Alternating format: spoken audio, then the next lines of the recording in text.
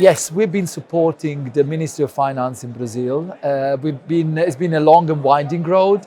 We have started a few years ago, and we came to the point where there is a decree today, there is a main law, and we can say that whatever is in the law today, it's pretty innovative when we think of what other jurisdictions have been doing.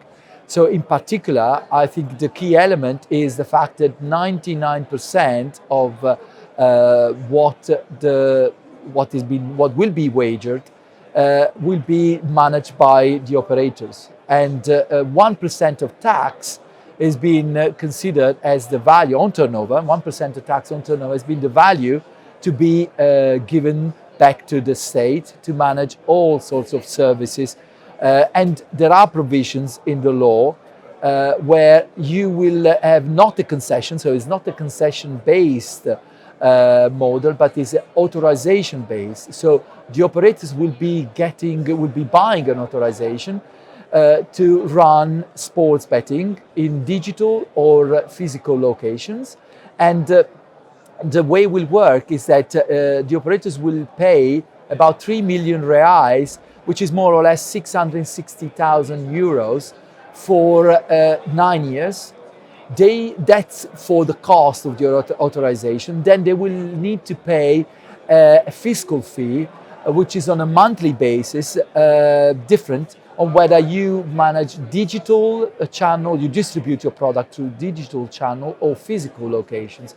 It would be about something like 6,600 euros for physical location per month, and 8,900 euros on digital channels per month. If you have both, it will be something like 11,000 euros per month.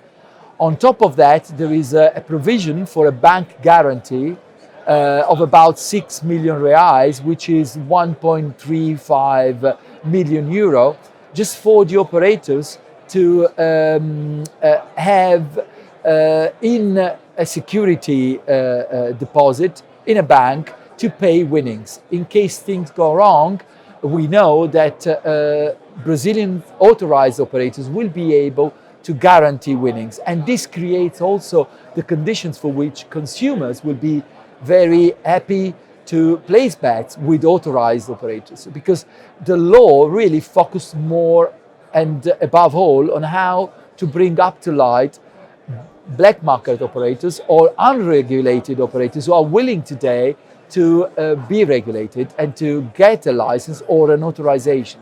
The market in Brazil is very large.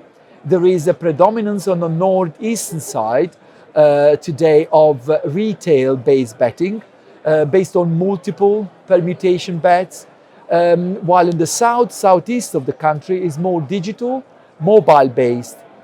I strongly believe that the market, if the conditions are right, can be very innovative as regulatory framework, can really set the base as best practices for other South American and Central American regulatory frameworks, and could even be a potential example for US states which are in the process of regulating post-PASPA repeal.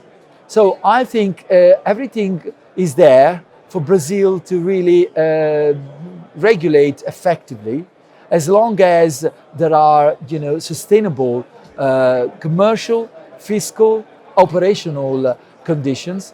I think the market will really deliver, and it's a market which, in my opinion, could be worth in 2-3 years something like 17 billion US dollars turnover and about 3 to 3.5 billion GGR, if the market conditions are, and the regulatory conditions, of course, are right.